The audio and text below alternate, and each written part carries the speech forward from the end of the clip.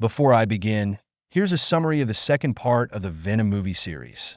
You can find the summary of the first part in the description below. Without further ado, let's continue. The last thing we saw was that Venom managed to get rid of Drake Reed, and Eddie returned to his job in journalism, where he conducted an interview with a serial killer named Cassidy. Then we move to the year 1996, where we meet the criminal Cassidy, who was sitting in his room at the orphanage next to his girlfriend Francis's room. The two were talking through the walls.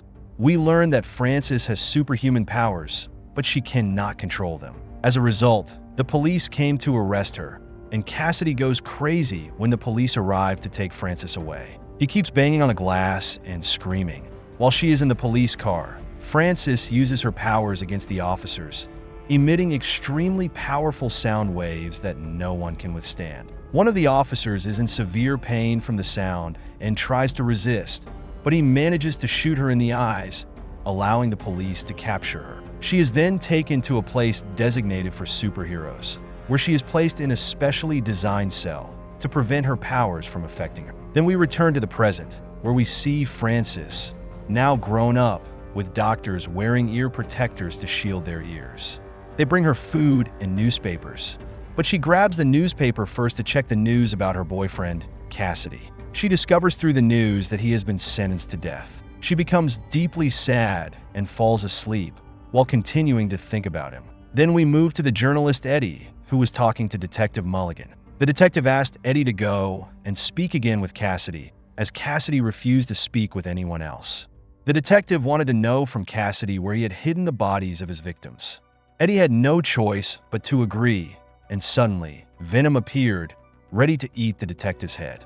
But Eddie managed to control him and took him to the bathroom. Venom was angry because the detective was giving them orders and told Eddie, "We're supposed to go out into the city and fight evil." Eddie tried to calm him down, saying, "I've told you several times not to go out, and I'm working." Venom calmed down and listened to him, but he was still angry and hit Eddie on the head because he didn't like Eddie's way of thinking. Eddie then went to meet Cassidy in the prison where he was held. Eddie asked, "Why do you want to talk to me only?" Cassidy replied, "I admire you and your work, and I want you to tell my life story. But first, you need to write a certain message in the newspaper, because you know I have many fans and people love stories about serial killers." Eddie agreed and asked, "What do you want me to write?" Cassidy answered, "I want you to write about the temple by the sea with my angel and my other half." Eddie didn't understand and asked, "Are these some kind of symbols or what?" Cassidy responded, "Write this down and don't worry.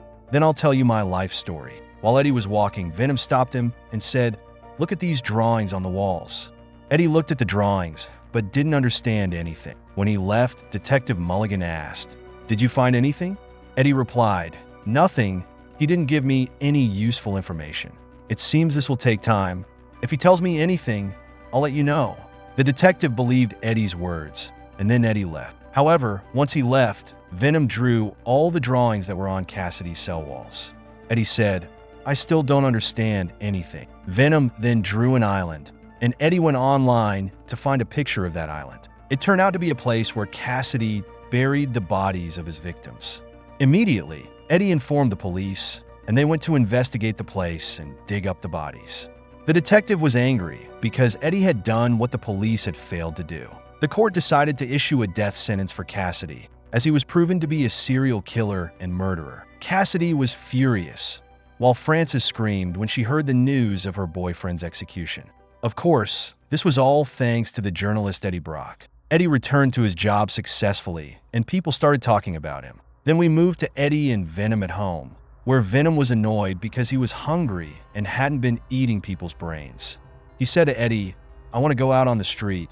Let people see me, feel the air in my hair, and go to the sea." Eddie asked, "Do you have hair?" Venom replied, "I can't stand this life anymore, and I can't just keep eating chicken and chocolate." Venom was really starving, so he entered Eddie's body. Eddie said, "You're living inside me, so you have to follow the rules." He then sat down at his laptop to continue working. Venom complained, "I'm hungry." Eddie responded, "I don't have time for you, I'm busy." Angrily, Venom ruined Eddie's work, so Eddie said, "Fine, I'll get you some food." Eddie went down to the supermarket below his apartment, where he met Chun, the owner of the store. She told him, "The chocolate hasn't arrived yet." This annoyed both Venom and Eddie. Eddie then took Venom to a chicken farm and said, "Eat as much chicken as you want until you're full." After Venom finished the chicken, feathers came out of his mouth, and he said, "I'm tired of chicken, I want to eat a human brain. Chicken brains are small and don't satisfy me." Suddenly, they saw a criminal attacking a woman. Venom was excited and said, "Finally, a bad guy." He attacked the criminal and opened his mouth to eat him, but Eddie refused and said, "No, leave this guy alone." Venom agreed and threw the criminal away, making Eddie hang in the air in that manner. At that moment, Annie called Eddie and said, "I want to meet you." Eddie was happy and said, "We'll meet tomorrow." He was optimistic that he might rekindle his relationship with Annie. But when Eddie met Annie the next day, he was shocked when he saw the ring on her finger. She told him, "I'm getting married to Dan soon." Eddie and Venom were both devastated, and Venom said to Eddie, "You were supposed to be ours." Eddie completely ignored Venom's words because he knew that Venom was gone. Eddie felt sad, and Annie could sense Venom's presence with him. She said, "Eddie, with Dan, I feel safe, but with you, I feel unstable. And you've lied to me so many times, like when you told me Venom was dead, and he's still inside you." Eddie took a deep breath and decided to leave. He drove his car at a reckless speed, contemplating suicide. But, of course, no matter what happened to him, Venom would heal his injuries. Venom tried to comfort him and said, "I know emotional pain is the hardest pain, and it doesn't go away easily. But I want you to endure and get through this." The next day, Eddie received a letter from Cassidy, where he said, "I invite you to witness my death and my final moments because you are responsible for the end of my life." In the letter, Cassidy began telling Eddie the story of his life, which he had promised to share, and how when he was young, he pushed his grandmother down the stairs, causing her death. His father then beat him violently and sent him to a reform school, where he was subjected to beatings and humiliation. But Frances intervened to defend him, using her powers against the bullies.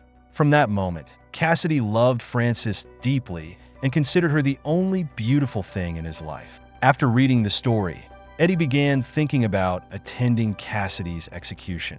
Even though Venom was against it, Eddie decided to go because he might get some confession or story from Cassidy to publish in the newspaper. The next day, he went to the prison to visit Cassidy. Cassidy asked him, "How can you live with yourself knowing you're the reason someone is dead?" Eddie replied, "But you've killed so many people in your life. Tell me, how have you lived up until now?" Eddie then took out a recording device to capture Cassidy's words so he could publish them later. Cassidy said, "The one thing I've always wanted was to have a family." Eddie asked, "What is your last wish before you die?" Cassidy answered, "I wish your heart breaks and you live alone, just like I did. You and I are actually very similar. Just like I killed my grandmother, you killed your mother when she gave birth to you because you're a cancer to everyone who loves you. You deceived your fiancée and took advantage of her." Venom became very angry at Cassidy's words and started bothering Eddie. He attacked Cassidy and struck him. Cassidy bit Eddie's hand, and a guard intervened to separate them, saying, "Your blood tastes strange." The guard took Eddie away with him, while Cassidy was shocked to realize he had swallowed part of Venom. Eddie returned home, and Venom argued with him over what had happened. Venom went out and attacked Cassidy, which caused Eddie more frustration. Eddie said, "I've told you before not to interfere in my business, and you didn't think about the embarrassment we might face. You only care about food." Eddie said, "Before you came into my life, I was a very successful person." Venom replied, "Don't forget, you destroyed your own life, and when I entered your life, you became successful again. And don't forget that I'm the one who found the evidence in Cassidy's cell." Eddie said, "No, you misunderstood me. I just want to live in peace, but you're always talking in my head and distracting me from food. You're a failure, and no one on your planet likes you. You're lucky that I accept you." The argument between them turned into a violent fight. Venom broke Eddie's nose, then wrapped himself around Eddie's neck and started choking him. Eddie responded by stabbing Venom in the face and breaking his teeth. The fight continued, and they destroyed the house. In the end, Venom decided to leave Eddie and entered the body of a poor person on the street, then destroyed Eddie's motorcycle. Eddie angrily said to him, "I wish I had never met you." Venom continued moving from one body to another. Later that night, it was time for Cassidy's execution. They had tied him up, but the chemicals reacted with the venom cells that Cassidy had swallowed. As a result, A new symbiote was formed inside Cassidy's body, a very powerful symbiote named Carnage, which became stronger than Venom. Carnage began destroying the prison and spreading chaos. He released the inmates and killed all the officers and guards, fulfilling Cassidy's dream of escaping the prison. Eddie learned from the news about Cassidy's escape, so he visited the detective at his house and said, "Cassidy hasn't talked to anyone except you, so you must know where he went." Eddie replied, "Trust me, I don't know." The detective didn't believe Eddie because Eddie had previously told him he had no information, but it turned out that Eddie had information. The detective said, "My advice to you is to hide because Cassidy is definitely looking for you." He then left. Eddie sat thinking of a solution and said, "If Venom were with me, he would know how to think." Meanwhile, Venom was at a costume party where people thought Venom was a real person in disguise. They admired his appearance and asked him, "How did you make your disguise look so amazing?" Venom joined the party and went to speak, but he started insulting Eddie before leaving the place, upset because he couldn't connect with anyone else but Eddie. On the other hand, he went to the orphanage where Cassidy and Francis had lived, but the orphanage was now abandoned. He discovered a heart carved into a tree with the first two letters of Cassidy and Francis's names. Venom felt that this might be Cassidy's next destination, so he contacted Detective Mulligan and told him what he had seen. It turns out that Detective Mulligan was the one who shot Francis in the eye in the past, and he realizes that Cassidy will go to rescue her. Meanwhile, Cassidy steals a car, and the first thing he does is head to the place where Francis is being held, although he doesn't know exactly where she is yet. Cassidy enters a supermarket, punches the cashier, and then uses his abilities to pick a laptop. He accesses the police website to find out where Francis is being held.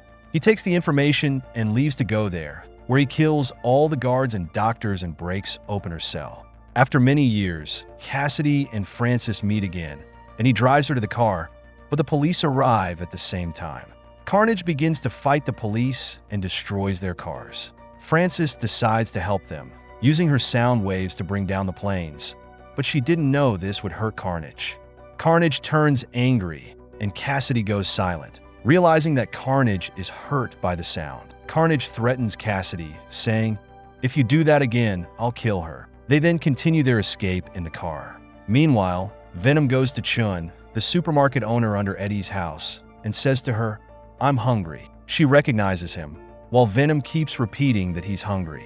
At the same time, Detective Mulligan arrests Eddie because he wants to know everything about Cassidy. The detective asks him, "Why did Cassidy want to speak with you before his execution?" "There are strange things about you, and I need an explanation."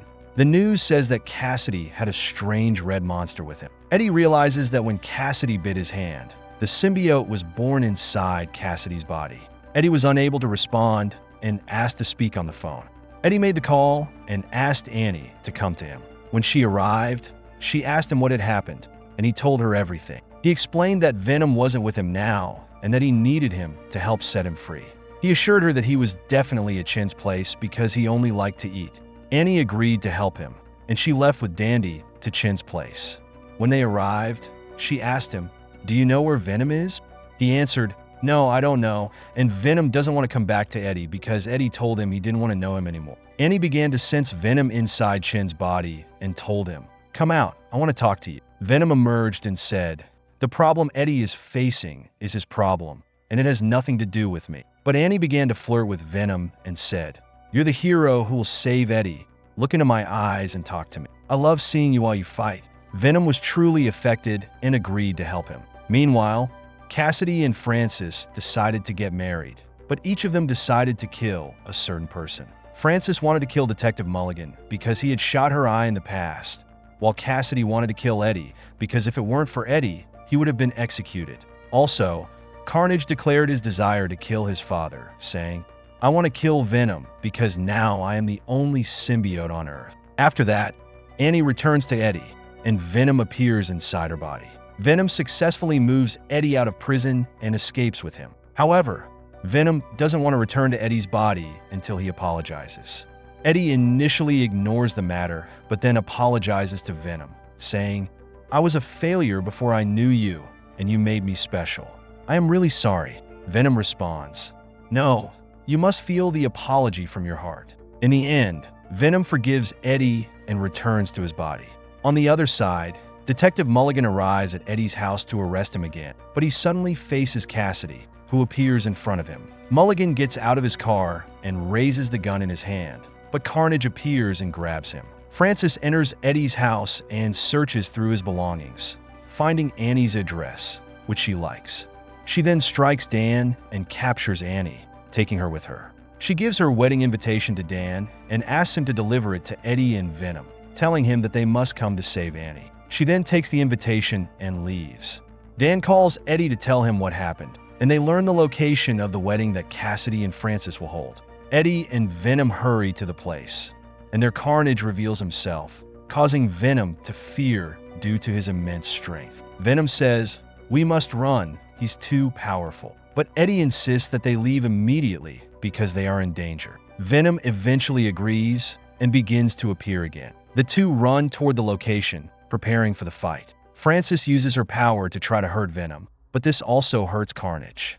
Carnage responds by striking her, telling her not to interfere again. Cassidy becomes angry that Carnage is hurting his girlfriend, and at the same time, Venom is asked to attack Carnage. Venom leaps into the air and attacks Carnage, but Carnage counters with force and grabs him, pinning him to the wall with darts. At that moment, Francis wants to kill Detective Mulligan, but Carnage stops her and forces her to use her power to kill Venom. Meanwhile, Mulligan escapes and takes the elevator to request backup from the police. But Francis chases him, strikes him, and begins crushing his eyes, destroying them as he did to her. She then wraps a chain around his neck and strikes him, causing him to fall away. At the bottom of the building, Carnage eats the priest's head, making him stronger and larger. He grabs Venom and prepares to kill him, but Venom manages to strike him and push him away. In the meantime, Dan arrives and takes the opportunity to set Carnage on fire. But Carnage remains strong and doesn't die easily. Carnage attempts to grab Dan to kill him, but Venom lunges at him and rings a bell in the area. At this moment, Carnage retreats and inhabits Cassidy and Eddie's bodies, starting the battle between them. The symbiote reappears, and Carnage continues to destroy the bell, with the fight persisting. It becomes clear that Carnage is much stronger than Venom. In the end, Carnage strikes Venom forcefully, knocking him to the ground. Cassidy grabs a hammer and strikes Eddie, breaking his knee, then says, "I won't let you watch your girlfriend die in front of your eyes." He takes Annie and ascends the building, and at that moment, Venom apologizes to Eddie, saying, "I'm sorry, Carnage cannot be defeated." Francis sees that Carnage wants to kill Annie, so she says, "This girl is innocent," and asks Cassidy to intervene. But Carnage grabs Francis and plans to kill her. Cassidy becomes angry and wants to stop Carnage, but Carnage tells him, "Shut up," and pulls him inside his body. Francis loses consciousness, and Venom watches from afar, noticing that Carnage and Cassidy are not compatible, so he knows it's easy to separate them. Venom jumps and grabs some rocks, then leaps over them and strikes Carnage with an iron rod, but the blow has no effect. Annie was about to fall, but Venom leaps at her and catches her. Carnage takes advantage of the opportunity, attacks Venom with his claws, and strikes him several times. Venom was on the brink of death, but he resorts to a last solution. He throws Francis from the top of the building. Francis screams loudly during her fall, causing Cassidy to separate from the symbiote. The bell falls on Francis and kills her. Venom struggles and miraculously saves Eddie from falling, while Cassidy falls from the top of the building and breaks his body. Carnage was about to unite with him, but Venom steps on him and eats him, completely ending Carnage.